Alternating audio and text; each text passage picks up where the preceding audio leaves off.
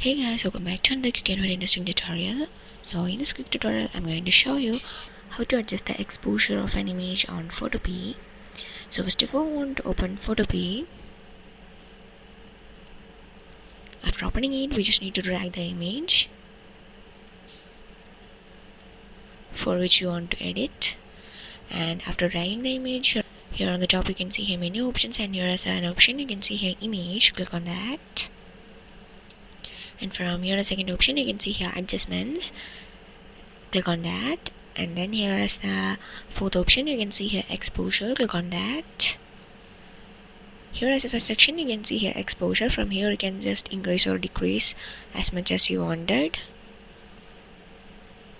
And after adjusting it, click on OK. And then you can see that you had been adjust the exposure of an image on Photopea. So that's it for this quick tutorial. I hope this video will be helpful for you. Make sure to hit the like button and the subscribe button for more such quick and very interesting tutorials. See you in the next one. Take care.